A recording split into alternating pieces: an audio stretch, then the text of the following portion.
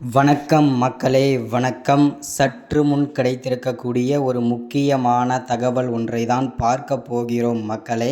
சற்று முன் திமுகவின் முக்கியமான அமைச்சர் புழல் சிறையில் அடைத்திருக்கிறார்கள் அமலாக்கத்துறை.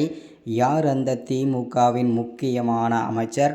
அப்படி என்ன தப்பு செய்துவிட்டார் திமுகவின் முக்கியமான அமைச்சர் அப்படின்றத பற்றி தான் இந்த ஒரு காணொலியில் நம்ம தெளிவாகவும் துல்லியமாகவும் பார்க்க போகிறோம் மக்களே.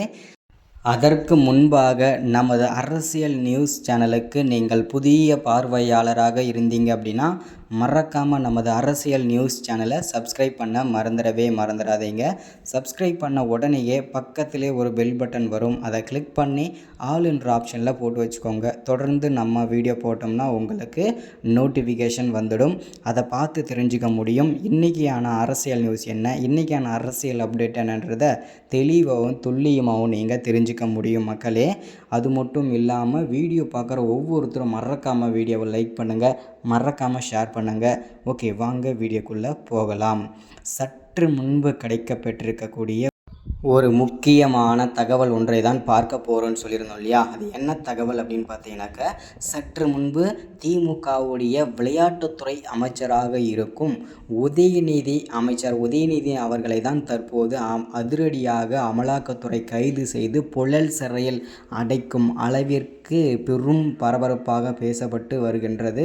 செய்திகளும் வெளிவட்டாரங்களில் பேசப்பட்டு வருகின்றன மக்களே.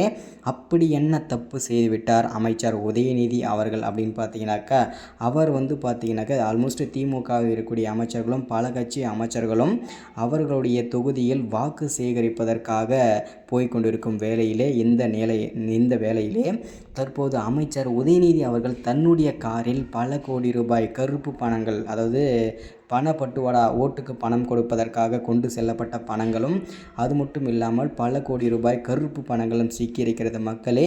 இந்த தகவல் உடனேயே அமலாக்கத்துறைக்கு ஒரு ரகசிய தகவலின் அடிப்படையில் கொடுத்திருந்தாங்க. இந்த ரகசிய தகவலின் அடிப்படையில் அமலாக்கத்துறை விரைந்து சென்று காரை மடக்கி அதிரடியாக சோதனை போட்டாங்க. இந்த சோதனையில் தான் பல கோடி ரூபாய் கருப்பு பணங்களும் ஓட்டுக்கு கொண்டு வந்த பணங்களும் அதிரடியாக சிக்கியது. அது மட்டும் இல்லாமல் இவரை அதிரடியாக கைது செய்ய போகிறோன்றதையும் தகவல் வெளிவட்டாரங்களில் பேசப்பட்டு வருகின்றன மக்களே. இது உண்மை தகவலா இல்லை வதந்திகளா அப்படின்றத நம்ம பொறுத்திருந்து தான் பார்க்க வேண்டும் மக்களே. சற்று முன்பு கசிந்த தகவல் இதுதான்.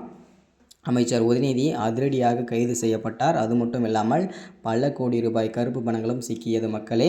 இதுதான் இந்த வீடியோவில் உங்களுக்கு அப்டேட்டாக கொடுக்கறது. அது மட்டும் இல்லாமல் இன்னும் பல முக்கியமான அரசியல் பற்றின தகவல் தொடர்ந்து நம்ம சேனலில் தொடர்ந்து வந்துகிட்டே இருக்கும். தொடர்ந்து நம்ம சேனலை ஃபாலோ பண்ணுங்கள், தொடர்ந்து வாட்ச் பண்ணுங்கள்.